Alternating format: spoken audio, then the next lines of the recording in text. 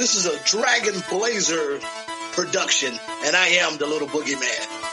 All right.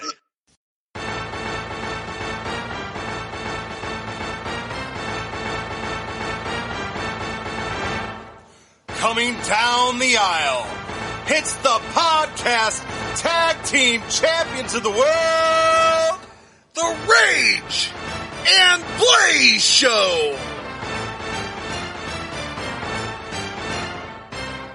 Welcome to another exciting episode of the Rage and Blaze Show. I'm Rage. And I'm Blaze. And today we're going to be going back to 1994 and watching WWF Royal Rumble. I'm excited because the last Royal Rumble we watched, I actually knew Yokozuna was the winner.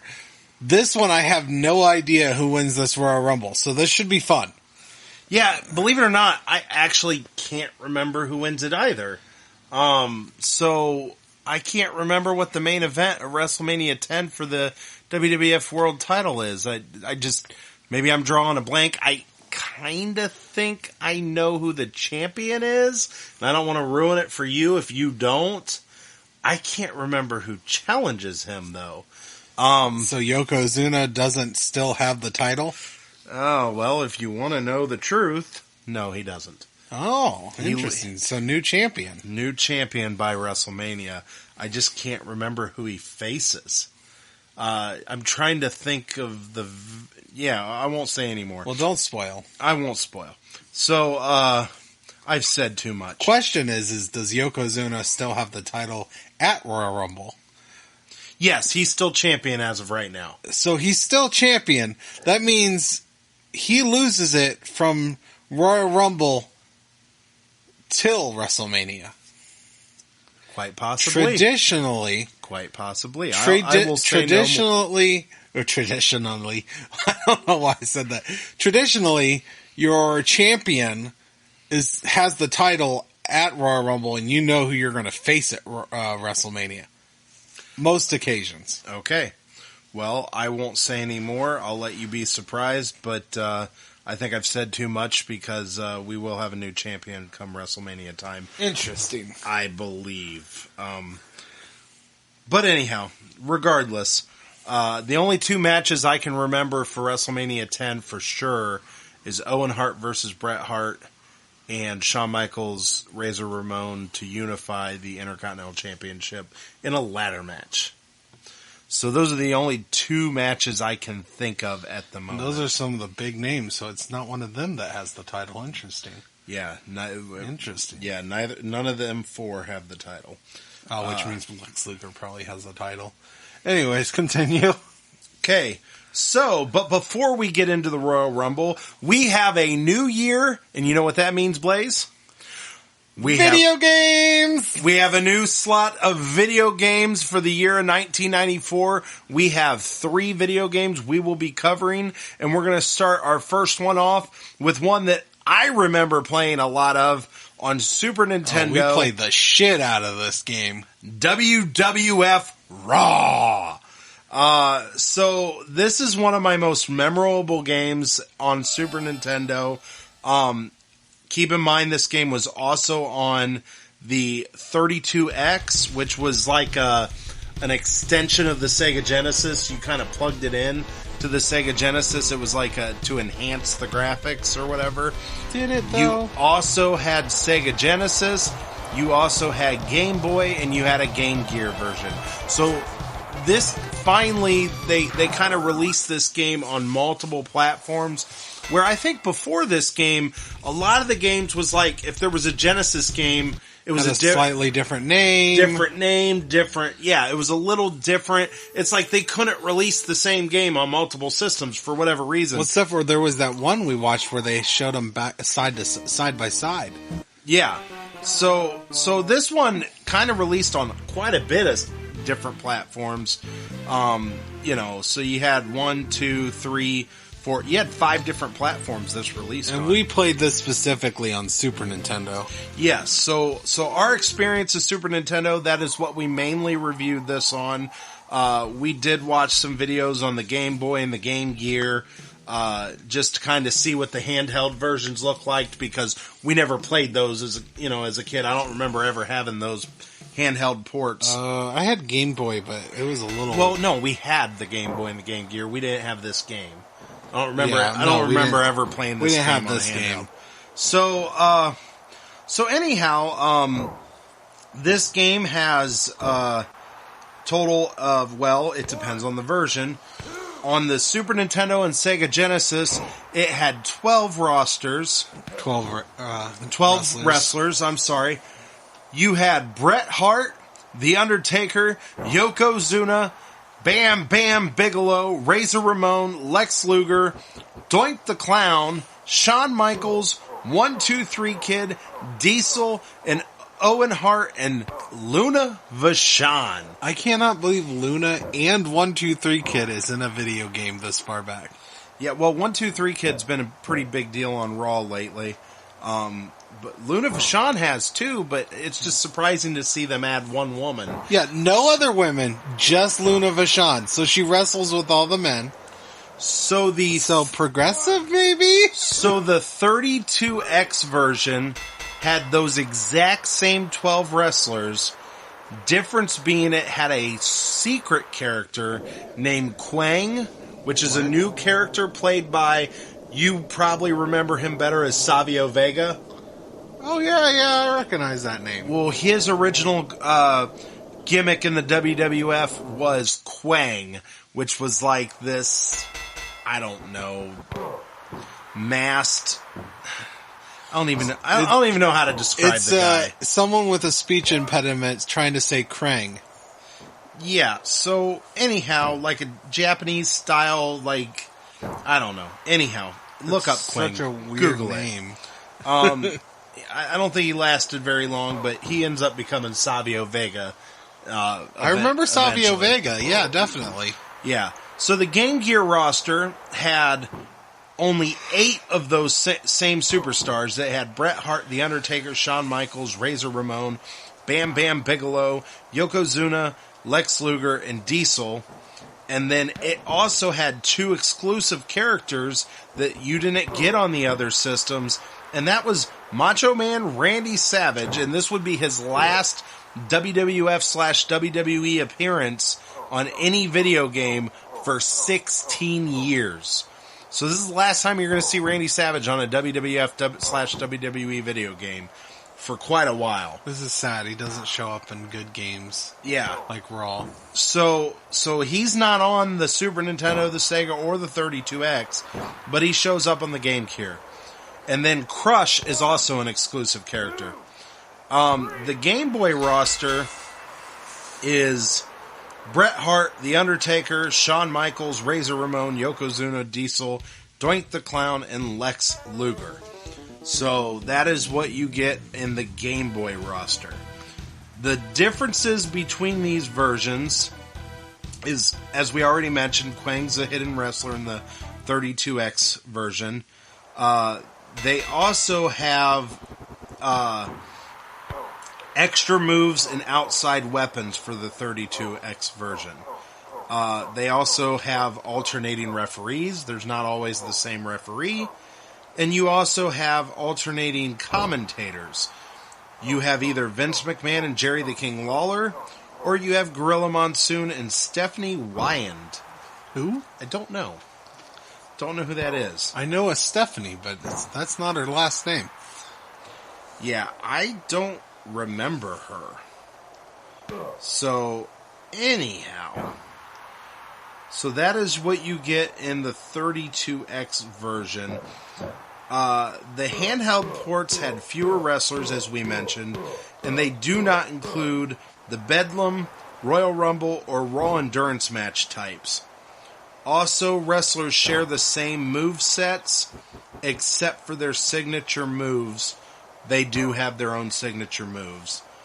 But they don't have mega moves, which mega moves are like crazy flips off the top rope, and there's some other stuff. The one where Luna Vachon did literally a spin in midair.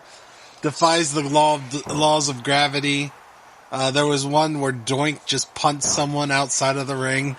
The handheld version also ran much slower, which is kind of obvious. So you also have, let's see here. Here are all the match types. You have a one-on-one match, tag team match, a Survivor Series match, which is 4-on-4. Cool. Then you have Royal Rumble match, a Bedlam match, which is essentially a tornado tag team. Okay. Well, I don't know why they called it. They probably didn't call Bedlam. it Tornado Tag Team back then. Well, that is what a Bedlam match essentially is. And then a Raw Endurance match is kind of like the Bedlam, but it's like a 6-on-1 handicap match. Really? Yeah, well,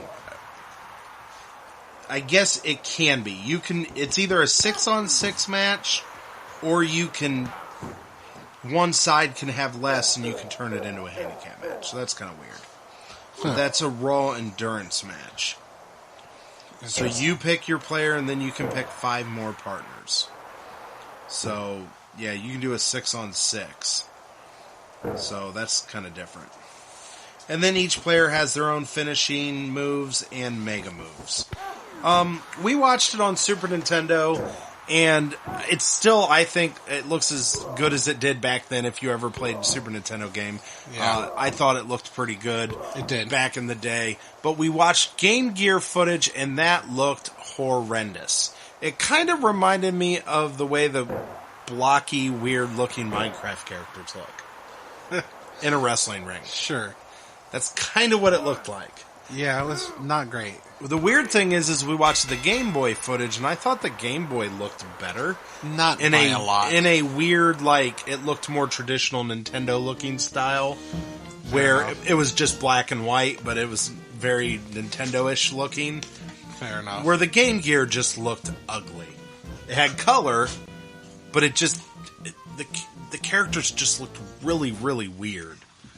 So, that's my opinion on the look of the game.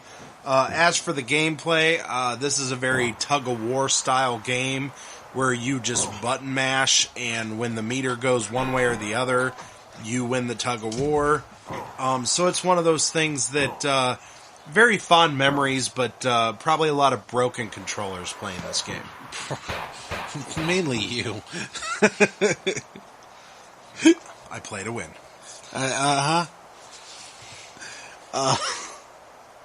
Yeah, this was interesting. Now, I remember it very fondly, and watching this was, fun to watch and everything. However, I don't remember the ridiculous moves. Yeah. I don't remember Luna Vachon at all, for one, and I don't remember her doing a tilt-a-whirl or a pinwheel or whatever that was, where she stayed in the air for a long period of time for some reason. I don't remember 1, 2, 3 Kid jumping from rope to rope. Yeah, I also don't remember a lot of what we saw in the footage, which leads me to believe we were very basic playing this, and we sucked. Probably just didn't know how to do those moves, is what I'm guessing. I don't think we knew how to do what they called the mega moves. I don't think we knew about those. I think we knew about the special moves, where you just do your sharpshooters and all your other, moves that they did, jackknife power bombs and stuff. But I don't think we ever knew about these mega moves. And I don't know. I don't know. I'd have to go back and play it to find out how to do them. But I don't think we ever knew. No, I don't remember it at all. So that's kind of interesting. But that is our trip down in memory lane for 1994's WWF Raw.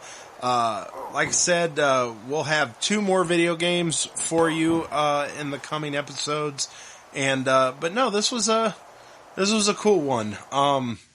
Like I said, this one brought back a lot of fond memories, because this is actually a game we played a lot of hours on. Agreed. It was we played the crap out of this game. We loved this game. Yes. Yeah, really enjoyed this one. Okay, so without further ado, let's go back in time to 1994's Royal Rumble. Okay, so the first match of the Royal Rumble turns out to be a pretty good one. I actually really enjoyed this match.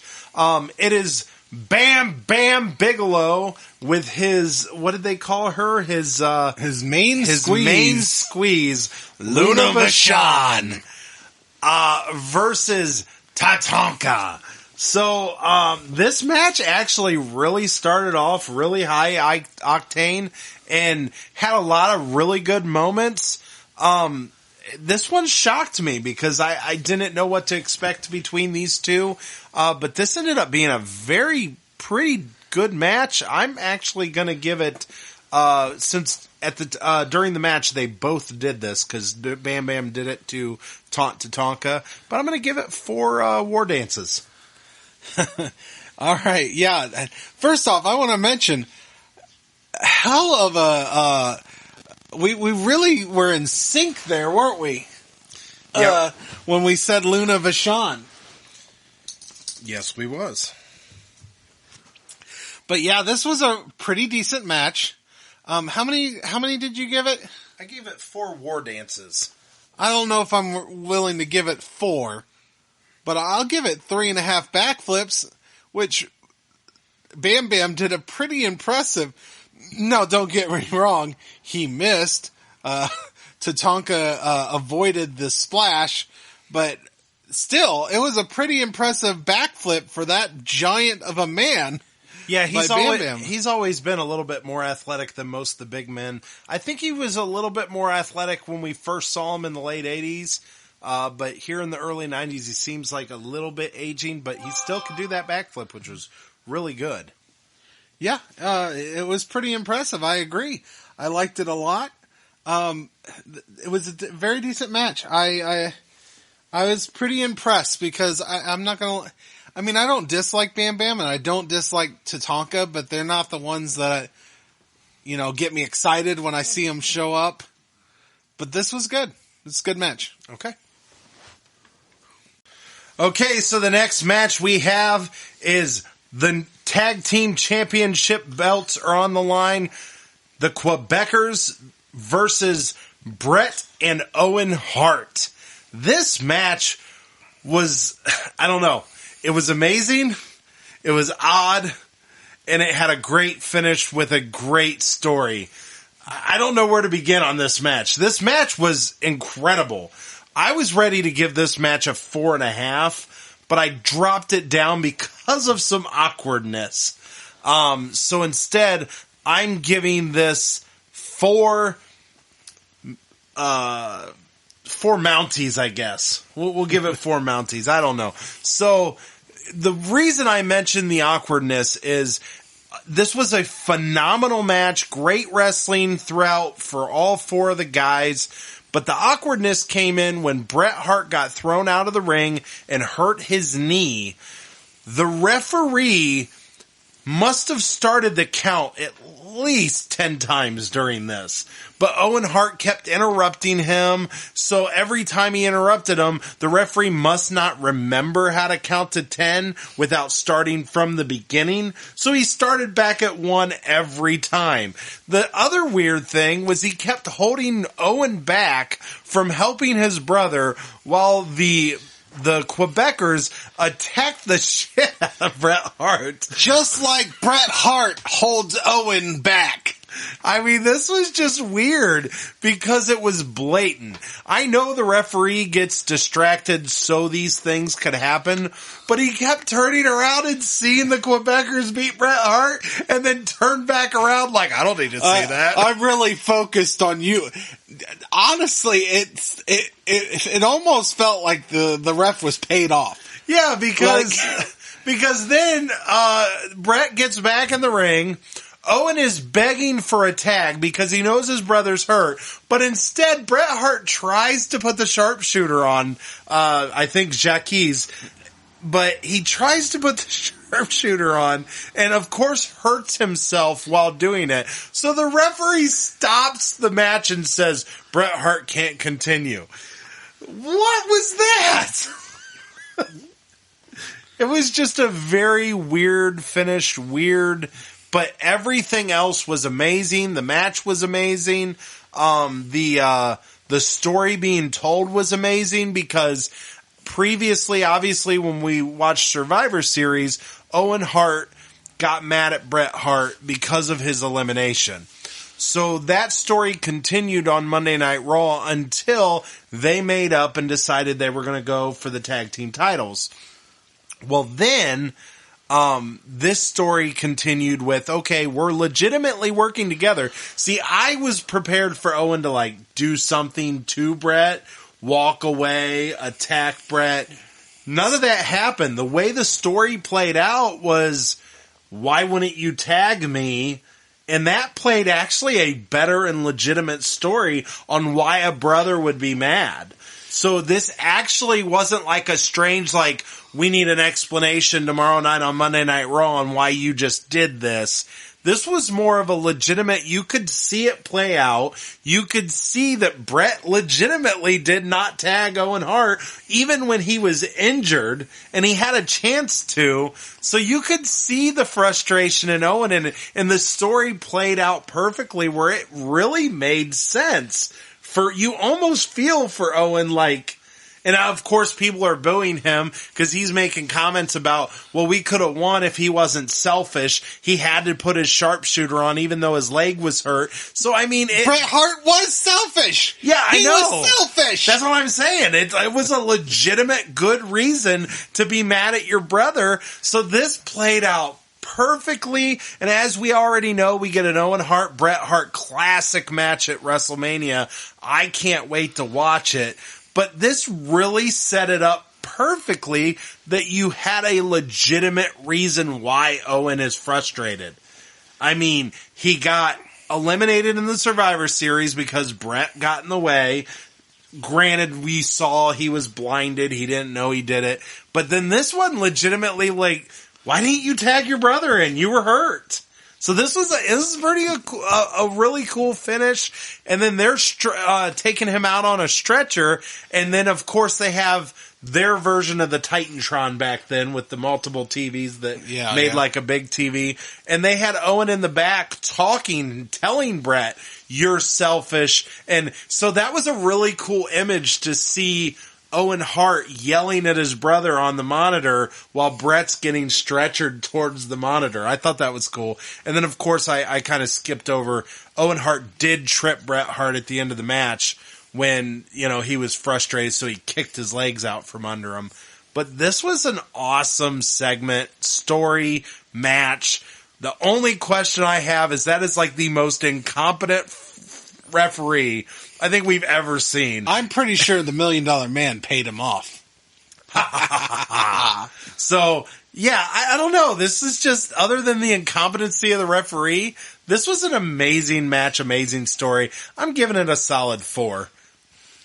Yes, this was actually a very good match. Owen Hart had this really good arm drag that he turned into a pin attempt right afterwards. I mean, Owen was very impressive in this match, along with his great story. I felt he was really fun in the ring. Just a lot of good stuff. And, it was it was a little awkward. Because like I said, it legit seemed like the referee was paid off. Cause he just kept on, it's forget about the fact that these two are double teaming Bret Hart outside. they used a golf club, Owen, a chair. Owen, you're in the ring. You need to get out of the ring. You need to get around. You guys are fine. Owen, step back. Get in your corner and grab your string. And there was no way the ref turned around right when he hits Bret Hart with a chair, and he just nothing to see here. Nothing to see here. I didn't see shit. Owen, will you get back in the corner? I didn't see shit. Dude was paid off, man. Yeah, it was a very bad optics for the referee, but the match itself was amazing. Maybe he needs glasses. It's bad. But I really enjoyed this match. I'm also giving it a 4. I'm giving it a 4. Bret, stop screwing over your brother. Yeah. I can't even argue that. Like I said, they literally did a good job giving this guy a good reason to be mad. So I think that's a really good storytelling there. Pretty amazing. It was very good storytelling. Okay. Okay, so the next match is for the WWF Intercontinental Championship. It is IRS versus the champion Razor Ramon. So this match I thought was not as good as the last couple matches. It really wasn't, but there was the ending was fun. The ending was fun. Yeah, I agree with that. So this match was just there. I mean, it wasn't like nothing bad, I would say. There wasn't really anything bad. There just wasn't anything that spectacular. But the way it ended... There was quite a long time of, I believe it was IRS doing a sleeper hold or a choke hold. Stuff like that. On the ground. It was a little too long. Yeah. Yeah. So yeah, you've got this situation where, so the referee gets knocked out. So then Shawn Michaels comes out, hits Razor Ramon over the head with his Intercontinental Championship because he believes he's the Intercontinental Champion. Well, before that, Razor Ramon takes down IRS and goes for the pin. Has him in a pin long enough for the 3 count. Right. But the ref is knocked out. I don't think he realized it at first. Right. And then Shawn Michaels comes out, hits him with the true championship. Oh, okay. Okay. And knocks out Razor Ramon. And then there was about, I don't know, 2 minutes maybe, where they're just both laying on the ground. All 3 of them. Ref is just, lying on the job. I mean, he is taking a nap. And they're all just laying there. And then IRS just finally comes to and is like, oh, hey. All right. Just crawls over to Razor, gets the 1, 2, 3, and that's the end of this match. Nothing else to talk about, right? Yeah, so that was the weird thing is he did count the 1, 2, 3, but you didn't hear a bell. I don't know if you caught that. There was no bell. That. There was no bell. Referee wakes up, counts the pin for IRS. You assume IRS just won the title. He's holding up the title. But here's the interesting thing. So another referee comes out, which I believe was Earl Hebner, comes out and explains what had happened. They don't even technically restart the match or even explain themselves. No. Razor Ramon just takes it upon himself to grab IRS from he was on the turnbuckle celebrating, holding the belt. And Razor Ramon's just fuck it, I'm doing a Razor's Edge on him. Razor Ramon just puts the Razor's Edge on him. These 2 referees are talking, see him do that. He pins IRS, and the referee's like, oh, okay. 1, 2, 3, ding, ding, ding. Champion gets to keep his title. But it was a very, once again... Well, in fairness... Razor Ramon was knocked out when he was pinned, and IRS thought he won. Yeah, so he probably just came to and was like, "The fuck is going on here?" So this was just this has actually been a very good for match wise for Royal Rumble, but it's been a bad day for referees. Referees are really not knowing how to do their job. This guy got knocked out. He got hit over the head. Yeah, but he counted the pin. He counted the pin. He didn't tell. Okay, so and the messed up thing is they don't tell IRS at all. So IRS is just like, what the fuck is going on? Oh, shit. So here's the thing. We have seen this before where somebody won a match that wasn't supposed to win, and they made an announcement. They said, due to this, blah, blah, blah, the referee has decided to continue this match. We've seen that before. Seen that. There was none of that. Not this time. There was just Razor Ramon taking it upon himself to Razor's Edge, an IRS that thought he won the match. IRS is just like, the fuck? It was just a very awkward exchange of what the hell just happened type of moments. He is going to charge that referee with all the taxes. Oh my goodness. This man is going to get audited like crazy. But no, this was it was an okay match. It was an average match. It wasn't nothing spectacular, nothing, but it was just, just weird. Just the way it went about, it was just weird. So I will have to give this 3 incompetent referees. I was just going to say, I'm going to give it 2 refs because that's how many refs they're going to need tonight because their one ref is not very good. Yeah, so this is just 2 refs. This is a bad day for the Zebras. All right. Good. Okay, so the next match is for the WWF World Heavyweight Championship. And this is The Undertaker versus Yokozuna.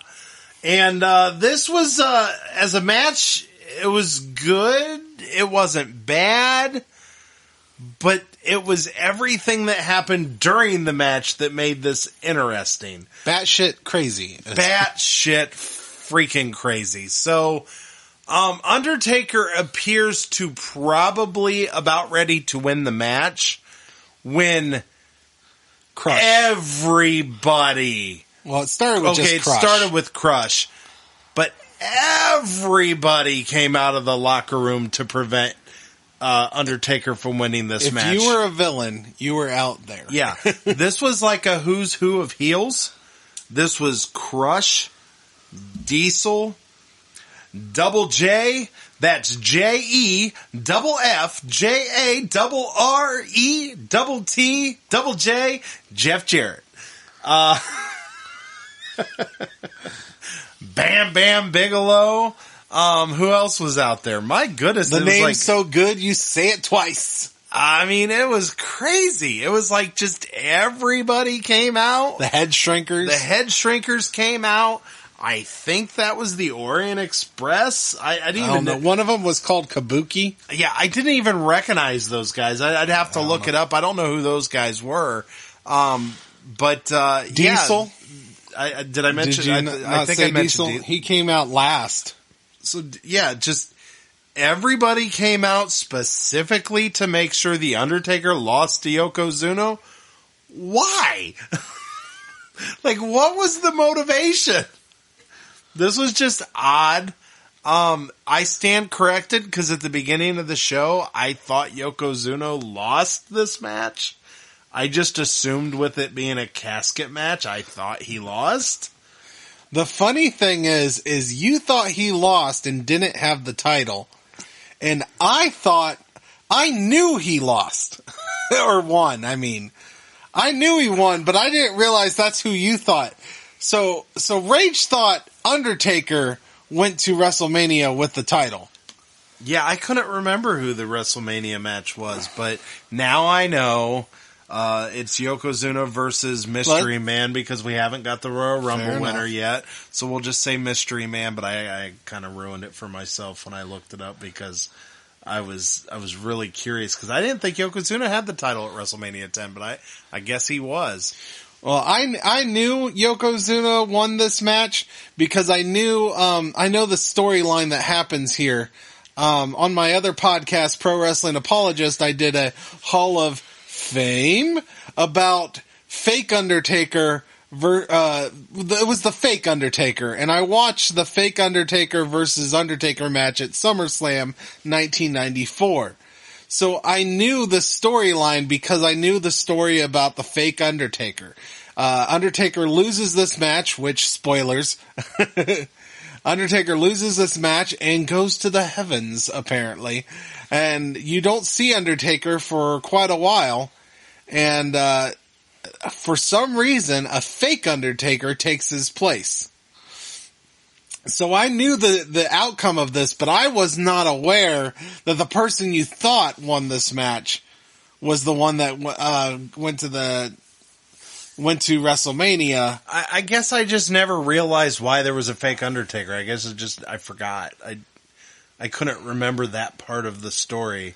And it was a casket match, so I just assumed Undertaker. Well, I just assumed this might have been Undertaker's first WWF win or championship win, which, we haven't seen him as champ yet, so I don't think. No, we haven't. So yeah, I just thought this was where maybe he won his first title, but no, I was wrong. No, he definitely does not win this match because Yokozuna brings out the Yakuza and which is all I can assume is that they're all part of a Japanese mafia. Yeah, this was just odd. It was like everybody came out of the locker room. And here's the problem.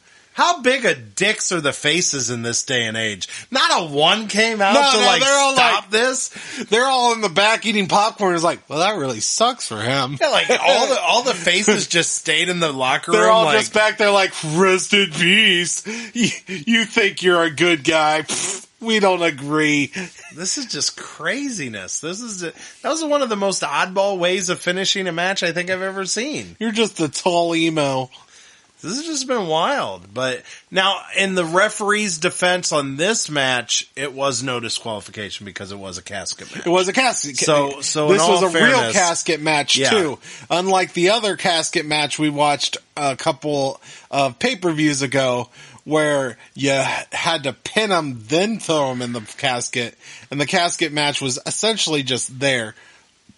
This is a real one. You had to throw them in there, and you had to lock the door to win. Yeah, so... all right, well, I mean, I'm gonna give this one 3.5 rising Undertakers. Because he floated up in the air.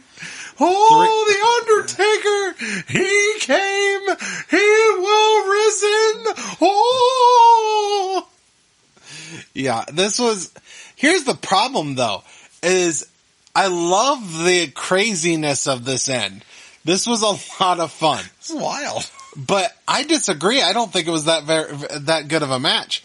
There was a weird, Undertaker tried to do a chokeslam. By the way, we got a chokeslam. That was a bad chokeslam. We got a chokeslam. Not a good one. No. But we got, I guess it's called a chokeslam, where he tried to pick up Yokozuna, and clearly Yokozuna's too big, and he just, barely picks him up.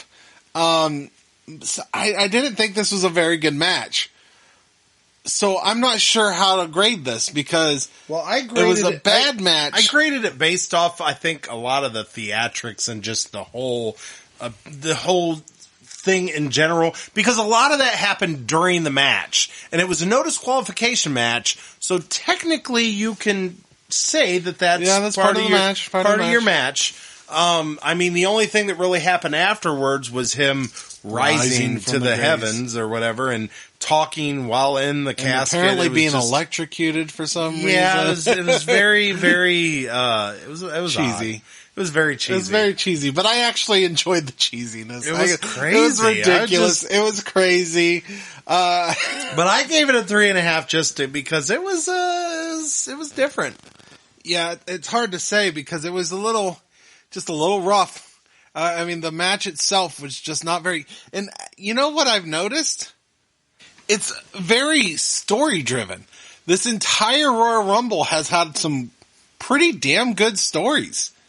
You got Owen Hart. You got this one. It hasn't been stellar matches, but we've had some interesting stories being told. You've had the Razor Ramon and Shawn Michaels thing. The only match that really didn't tell much of a story, but was a pretty good match, was Tatanka and Bam Bam Bigelow. Yeah, there wasn't much of a story there. Is that because we're starting to get into that Raw era where they're really focusing on these storylines? It may be. It might start getting more story driven. We're just getting a little. I think we're kind of at a time where it was more character driven, where you focused on this character being this type of profession or this type of profession, and that was kind of what you led on. But people fought, but there wasn't a huge story. It was just, you had animosity towards another one. But like we were saying that, before, which I'm not caught up all the way on Raw. Because we ended up recording this a little earlier than we usually do.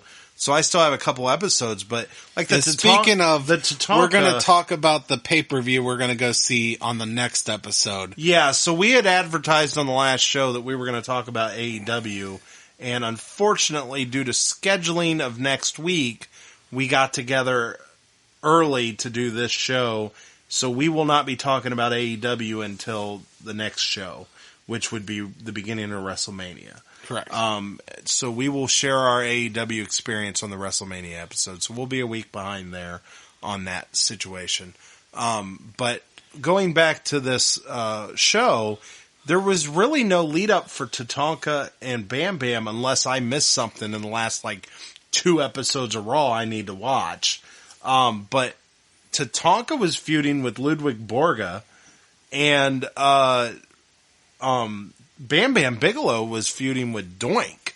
So I'm not 100% sure why that match even materialized, unless something happened in the last 2 episodes of Raw that I hadn't watched yet.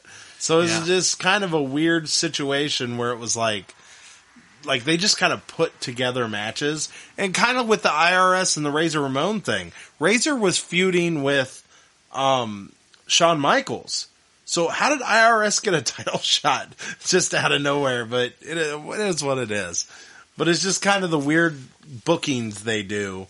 And Brett and Owen wasn't really feuding with the Quebecers. They were just like, oh, we've kissed and made up, and now we're going to go for the tag team titles. It was like, oh, okay.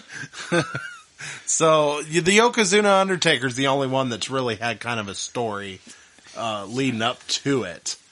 Yeah, and I think I'm going to agree with you. I'm going to give this 3.5 hit jobs, cause this was a mafia hit is what this was. There's no other way to put it. I mean, you had literally almost every villain in the back come out just to help Yokozuna. There's some ties to the mob. It was a hit job. Yeah, it was very interesting. Taking out Undertaker. And you know what? I say this match is bad, but Rage, you looked up what happened and the reason why we don't see Undertaker, the real Undertaker, for a while. And it's because he was having some back problems.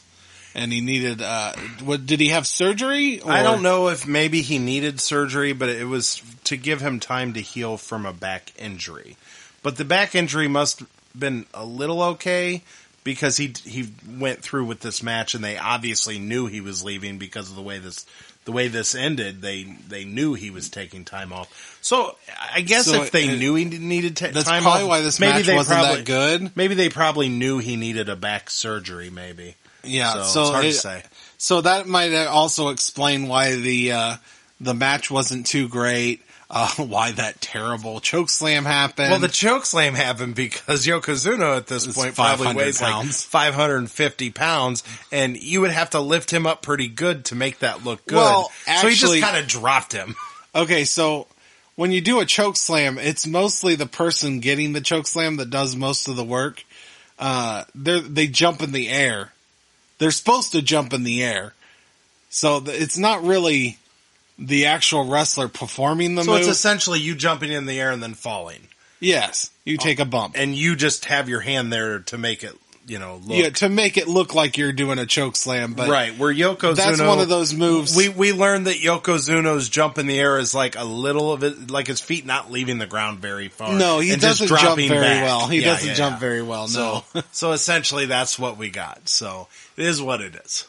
All right, let's move on. I think all we have left on this show now is the actual Royal Rumble match. Okay, so it is time for the Royal Rumble match.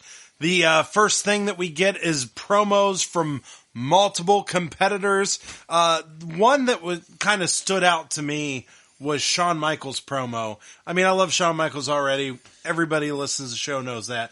But the part that I liked is he said, out with the old, in with the new, and he tossed the Intercontinental Championship, which technically isn't the real Intercontinental Championship, because obviously, technically Razor Ramon's the IC champ.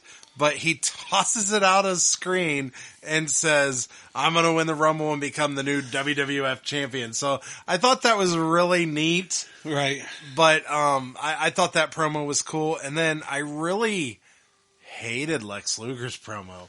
I don't know why, but he is just... I just don't think he's a good talker. I also don't think he's a good face. I don't like him as a face. I liked him as the narcissist. I thought the narcissist gimmick was pretty cool. fit him a little better than this. Now he's just generic patriotic guy. That's all he is. He doesn't really have a gimmick. He's just, I wear flags on me.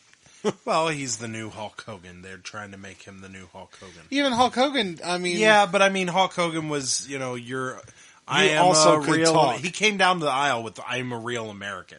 Yeah, but... I mean, he wore yellow trunks. It was a little different. But they're essentially... they're essentially trying to replace that person. I get that, but Hulk Hogan had a personality. He could also talk on the mic.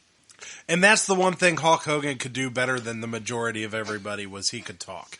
And especially back then. Lex Luger was very awkward. Like, the way he talked was just... I don't know.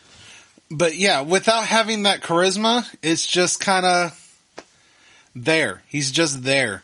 And he just is, he's generic. He's just not very entertaining. Yeah, I agree. He's kind of dull, but it is what it is. But he wasn't dull when he was the narcissist. That's my point. Like his gimmick was good. Or at least he worked it well. He's the type of guy that would have benefited from having, when he first came out, Bobby the Brain Heenan came out for him and talked for him. And all he had to do is flex and look like Lex Luger. You know what I mean? Yeah, exactly. That's all he had to do. But I liked the whole... You give him a mic, he's a face. He's just kind of a weird... I think that's why it just didn't work out, because he just wasn't very charismatic. No, he's not, and that's my problem with him. Yeah. When you can just be a cocky asshole in front of a mirror, it works. Yeah. Okay, so we're going to go ahead and get this started. The number one entrant is Big Papa Pump. Holla, if you hear me. That is not who he is Scott right now. Steiner. No, he's not. Oh, he's not that guy yet? He's not that guy? He's not that guy. He's not the big bad booty daddy? He said that? Yeah, he said that. There's a lot of things he Big said. bad booty daddy. Big bad booty daddy. Really? Yeah, go look up Scott Steiner. No, I'm good. He's one of the head cases in wrestling. So anyhow, Big Papa Pump Scott Steiner is the first entrant into the Royal Rumble, and the second is Samu, one half of the Head Shrinkers. So number 3 entrant is Rick Steiner. Number 4 is Quang. That was not a misread. Savio Vega really played a character named Quang. Okay. Yeah. Let that sink in. Quang. And Quang, during the match, spit green mist in Rick Steiner's face. Yes. Remember kind of like how Tajiri used to... Yeah. And there's been some more great. Muda, I think, did it, and there was a bunch of people. But, yeah, he spit green mist. It came from Japanese pro wrestling. It's primarily a Japanese thing. Well, Savio Vega... Traditionally, is not Japanese. Traditionally, wears a mask and comes out as Quang. Well, it's primarily normally it came from Japan. Okay, so number 5 entrant is Owen Hart. Number 6 is Bart Gunn. Number 7 is Diesel. Number 8 is Bob Backlund. Number 9 is Billy Gunn. Number 10 is Virgil. Now go through the eliminations. All right, so first off, we have the Steiner brothers. They kind of toss Samu into the ropes, and his head gets tied up in them, and then he eventually falls out. Owen Hart then throws out Rick Steiner, and then Diesel tosses out Bart Gunn. He tosses out Scott Steiner. He tosses out Owen Hart. He tosses out Quang. He tosses out Bob Backlund. Dang, I'm upset, Quang. Dang. And he tosses out Billy Gunn. And did you remember Bob Backlund? Then he tosses out. I did say Bob Backlund right before did you? Billy sorry. Gunn. Yeah, okay. I need you to listen to me. Okay. And then he tosses out Virgil. Diesel, already with 10 entrants, has tied the record for most eliminations in a single Royal Rumble with 7 already. So he has only not eliminated 2 guys? He didn't eliminate Rick Steiner himself, and Samu. Yeah, so Rick Steiner and Samu, which Steiner was eliminated by Owen Hart, and Samu, technically, according to the Wikipedia page, was eliminated by Scott Steiner.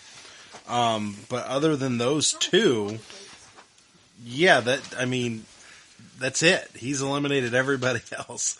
Yeah. This is crazy. We've never had this happen yet. Yeah, he is just clearing house. Well, we've had people clear house, but it was later in the show. Yeah, not this early. He just cleared house, and now he's just punishing everybody that's walking through. So I'm really curious when everything will, kind of build up again and how he gets eliminated and all that. That'd be fun to know. But so far, it's been pretty entertaining. It's been quick because didn't they say it was a minute and a half? They changed it to a minute and a half. And in modern Royal Rumble, it's still 2 minutes, right? So it obviously gets changed back. Yeah, so I wonder how long this. Yeah, I wonder how long this lasts. Another keynote I'd like to point out is they said that Virgil was a replacement for Kamala. Don't know what happened to Kamala, but they had originally on Monday Night Raw announced all the people that was going to be in the Rumble. Kamala was one of them. So we have on our podcast, technically, our first surprise entrant. Yeah, kind of a disappointing one. Yeah, well, obviously we're not at that point where they're bringing in legends and stuff that people we haven't seen in 10 years. I guess technically, WrestleMania was back in 85, so we're at the point where it could happen.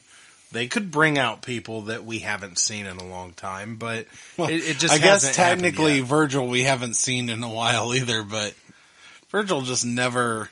He was a little popular when he turned on $1 Million Man, but I think that was a mistake for him. That was when he had the best gimmick. That was about the end of it for him. And we don't see Virgil much here either because he gets tossed out. Just gets tossed out. Within seconds of being in the ring. As a matter of fact, I think his official time was 32 seconds. Actually, he lasted longer than I expected. Billy Gunn only lasted 14 seconds. Jeez. So 32, good for Virgil. Good for Virgil. That's 32 seconds of screen time. Make a name for yourself, kid. All right, let's go. Okay, our number 11th entrant is the Macho Man Randy Savage. Number 12 is Double J. That's JE double F JA double RE double T double J. Jeff Jarrett. You just gotta see this.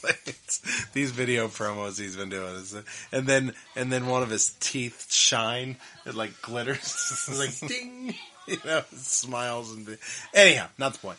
Okay, next number 13 is Crush. Number 14 is Doink the Clown. Number 15 is Bam Bam Bigelow. Number 16 Mabel. Number 17, Thurman Sparky Plug, otherwise known as Bob Holly. Later down the road. That? Yeah, that's Bob Holly. That's Bob Holly. Yeah, that's Bob Holly. Number 18, Shawn Michaels. Number 19, Mo. And number 20, Greg the Hammer Valentine. Oh, not in his costume? No, it does not look like he is the Blue Knight this time, or whatever color knight he was. Was he the Red Knight? Which knight was he? He was blue. Blue Knight? He was the Blue Knight. Okay, so not a lot of tossing out, but we have one very sad toss. Oh. Macho Man tosses out Jeff Jarrett. That is Jeff Jarrett, JEFF JARRETT JJ Jeff Jarrett. You fucked it up. It's double J. Whatever. What did I say? JJ. JJ. Double J. Nice. I haven't watched him do it, okay, in like 20, 30 years, okay? That was a good try, though. Good try. Thank you. He does do that. Ha ha. Jeff Jarrett.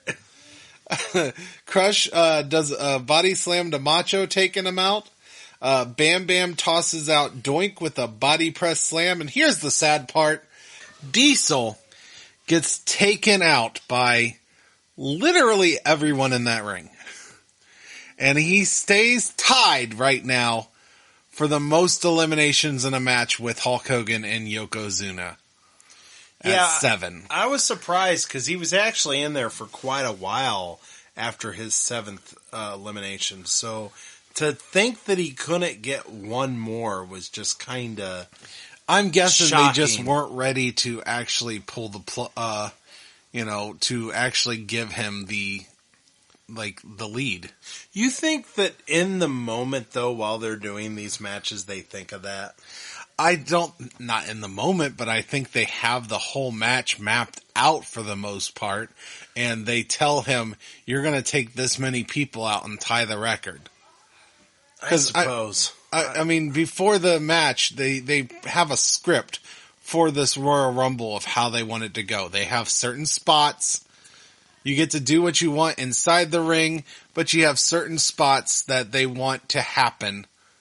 And I'm sure telling Diesel to toss out 7 people in a row is one of the spots they had. And I think they particularly made sure it was only 7. I don't think they wanted Diesel to have the record fully. Maybe so. All right.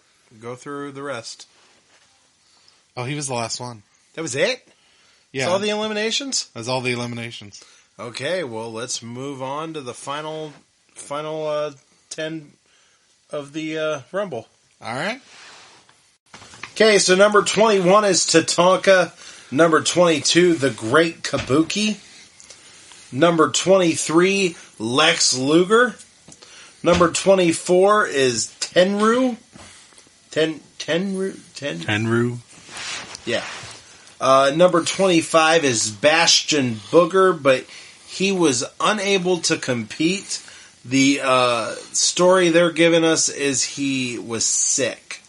So we'll have to look into the real story and see if we can find out why Bastion Booger did not compete in this Royal Rumble. Number 26 is Rick Martel. 27 is Bret Hart. Number 28, Fatu. Number 29, Marty Jannetty. And number 30, Adam Bomb. All right, so let's go through the eliminations real quick. Everyone takes out Mabel. When Lex gets in, he tosses out Kabuki. He takes out Crush with a punch. Bret Hart throws out Sparky Plug. Who, you mentioned who that was. It's Bob Holly. Bob Holly. Or Hardcore Holly. Hardcore Holly. Rick the Model Martel takes out Greg the Hammer Valentine. Tatanka then takes out the Model. Lex takes out Adam Bomb. I believe he takes him out by ducking, and Adam Bomb gets thrown out before. Then they just randomly show Tatanka outside the ring. He was taken out by someone. I don't know. I'm pretty sure we lost. The announcers kept talking about some other people being taken out. He's like, "Hey, what's he doing out?" So there was some eliminations they didn't show on screen. Lex punches Bam Bam, knocking him out. And then Lex and Bret work together to take out Tenru. I don't know about you, but I feel like this Royal Rumble's lacked some impressive eliminations. Yeah, I don't know if there's been one standout I mean, Diesel was eliminating a bunch of people, but there hasn't really been like there hasn't been like a really crazy elimination quite yet. The most interesting one is Bam Bam tossing out Doink with a body press slam. I mean, normally I try to look at and tell how they take them out, but most of these has just been tosses. Yeah. Yeah, it's been kind of I don't know about you. I mean, we'll save that for later, but this has been kind of a disappointing Rumble in my book. Yeah, but the actual show itself's been pretty good, and we'll talk about. We've that had later, some fun stories, yeah. But the Rumble itself has just kind of been, and it seems like it's going by really fast with this whole minute and a half thing instead of the 2-minute thing. So that definitely changes things. But it hasn't been the most exciting Rumble we have seen. I'll give you that. It hasn't been. Okay, so the final four is Lex Luger, Bret the Hitman Hart, Shawn Michaels, and Fatu. Yeah, and this is an interesting end. Very interesting end. Shawn Michaels and Fatu get taken out because Bret and Lex both toss them at each other at the corner, and they get back body drop at the exact same time. Exact same time is going to be the theme for this last final four. Back body drop them both at the same time, taking out Shawn Michaels and Fatu together. And then, we get them fighting for a little bit, and then both of them go over the ropes at the exact same time, and there is apparently no cameraman on the other side because they have no clear footage of who landed first. So we get our first Royal Rumble controversy end.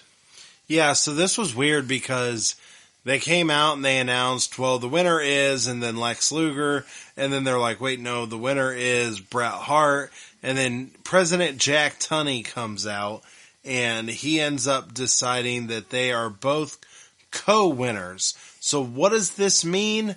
I'm not sure. We already know Bret Hart faces Owen Hart at WrestleMania, so my guess is it's going to be Lex Luger versus Yokozuna, and I'm guessing maybe they're going to do a match from now until WrestleMania to determine that. I'm not sure how they do this. If this was a few years later, it would be a triple threat match.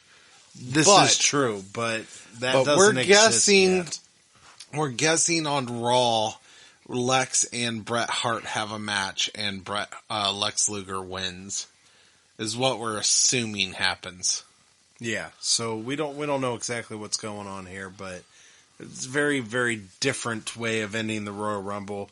It was just, I can only recall the Rumble ending similar to this way once before, but they restarted the match. So, but yeah, this was very different. Also, I looked it up while we were finishing the Rumble. Bastion Booger, it was actually meant for him not to come out, and they said that he got food poisoning, which falls in line with the fact that he eats all the time as part of the character and everything. But apparently, the real reason is they wanted to create drama to lead you to believe Bret Hart wasn't going to make it to the Rumble. So they just pretty much screwed Bastion Booger so they could make it seem like Bret Hart. Yes. So, well, I mean, did we really need Bastion Booger in there? So exactly. So that it was a situation that happened because of they wanted to create drama for Bret Hart. That's the only reason nobody came out. You almost got to feel bad for Bastion Booger. Almost. I mean, he could have won the Rumble, would have went on to main event of WrestleMania, maybe had a completely different trajectory in his career. Who knows? Probably not. Well, who would have eliminated him? I'm not touching him. You touching him? You willing to do what it would take to throw him over the top rope? Fair enough. He would have won. Guaranteed. That's why they couldn't put him in there. they knew he would have won. Bastion Booger would have been the greatest Royal Rumble winner and WWF champion of all time. I can't even keep a straight face. Let's move on to our next segment.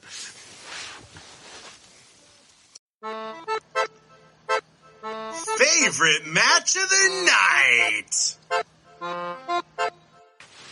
Okay, so best match of the night. I actually have two with the same score, but I'm going to have to give it to the Quebecers versus the Hart Brothers.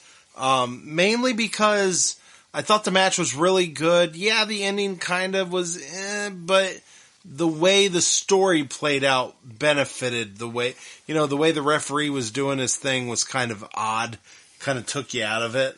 But outside of that, this match was fantastic and was I would say, the best match of the night. Bam Bam versus Tatanka was a nice surprise, but this one told a bigger story with a little bit more drama, so I'm just going to go ahead and give it to that. Yeah, the story of this Royal Rumble is stories. It's just, there was a lot of stories, less wrestling. I'm with you. Quebecers versus the Harts definitely was the best match of the night. I agree wholeheartedly. It had a very interesting story.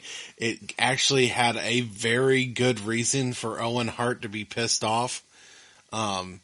So it's definitely the match of the night. Okay.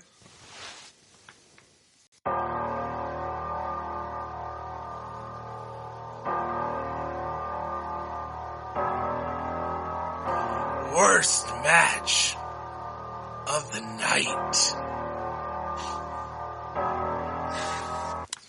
Okay, so worst match of the night. There really wasn't that horrible of a match on this show.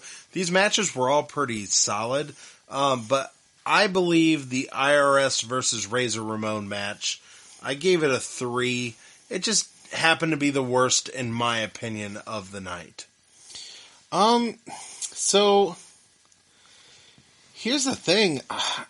I'm honestly, I think I gotta stick with the IRS versus Razor Ramon match, but if it wasn't because I kind of liked the way this ended, I was about to put the Royal Rumble as my worst match of the night. I don't think that's allowed. We said that we couldn't make it the best match of the night. We said we can, if it was bad enough, we can make it the worst match of the night. So you think the Royal Rumble was the worst match of the night? No, because that IRS versus Razor Ramon was pretty bad. Was it though? It wasn't that bad. Well, do you think it's worse than the Royal Rumble? I don't know. This was kind of a snooze fest Royal Rumble. It was. I don't think this Royal Rumble was one of the better, which is sad because I thought some of the matches on the card was pretty good. So the fact that the Royal Rumble wasn't all that great is kind of a little disappointing. Yeah, it was just a lackluster, disappointing Rumble. It just wasn't a lot of exciting spots. But the way it ended with some drama. I liked the controversy. It was interesting. Yeah. So, I mean, so what are you sticking to then? The IRS? I think I'm going to stick with IRS versus Razor Ramon. I think that's probably the worst one. Okay.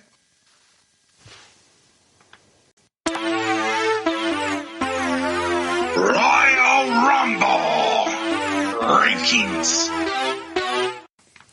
Okay, so we're going to go ahead and rank these. I don't know. I thought the matches were pretty good. The Rumble was kind of It wasn't great. Wasn't horrible. Did have a controversial ending, which kind of changed my opinion of it a little bit. But I went ahead and I kept number 6 at 1, number 5 at 2.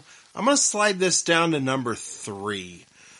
So I'm going to put this as my number 3 Rumble. So number 3 is 4, number 4 is 5, number 2 is 6, and number 1 is down in the 7th spot. It's kind of tough because this Rumble was disappointing. There's no getting around it. it's a disappointing Rumble. But the storylines for the actual matches kind of keep it in the mid zone. So I think I kind of agree with you. I think I'm going to go 5 is still the best, 6 is second, and I think I'm going to put 7 at 3. And then I have 3, 4, 2, and 1. So I think I'm going to put this right below 6 because as disappointing as the Rumble was, it had an interesting end. And the storylines storylines. Even the Rumble had a good storyline to the end of it. You know, it wasn't like storyline from a feud that's going on, but it was a storyline of what happens at the end. So this whole Rumble is all about stories. Yeah, I agree. All right, so let's go ahead and plug the pluggables. Well, first off, real quick, I have the stats for the Rumble. And there's not much. Lex Luger wins the Rumble at entrant number 23, which that is our first 23 entrant to win. And Lex and Diesel kind of tie at 7-ish. Because with the controversial eliminating each other, technically that gives Lex Luger 7? No, that's still 6 because they were co-winners, so Bret Hart was never eliminated. You know what? You're right. So Diesel has the most at 7 in this one, which ties him overall with Hulk Hogan and Yokozuna. And there was nobody took the longest Rumble in the ring. So it's still held by Rick Martel. Nope. Isn't that who you said? No, 93 Rumble. Bob Backlund beat it. Oh, did he? At 1 hour, 1 minute, and 10 seconds. Oh, wow. Yeah, Bob Backlund has it with over an hour in the Rumble. Wow. Yeah, Rick Martel got beat quite a bit. So, yeah, so Bob Backlund has the longest entrant. There's been 2 winners at 27, Big John Studd and Yokozuna, and Diesel ties Hulk Hogan and Yokozuna for the most eliminations in a single Royal Rumble match. Cool. All right, you can follow me on Dragon Blazer Productions on Facebook, the Instagram, YouTube, and you can find me on Twitter at Dragon Blazer Pro. And once again, give us those 5 stars. Anywhere you can rate us, 5 stars.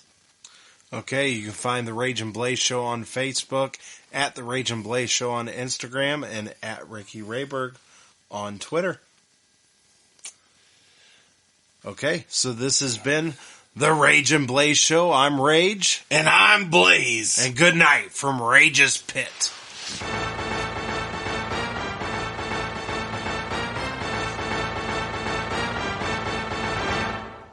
And here is your winners, and still podcast tag team champions of the world, the Rage and Blaze Show. Thank you for listening.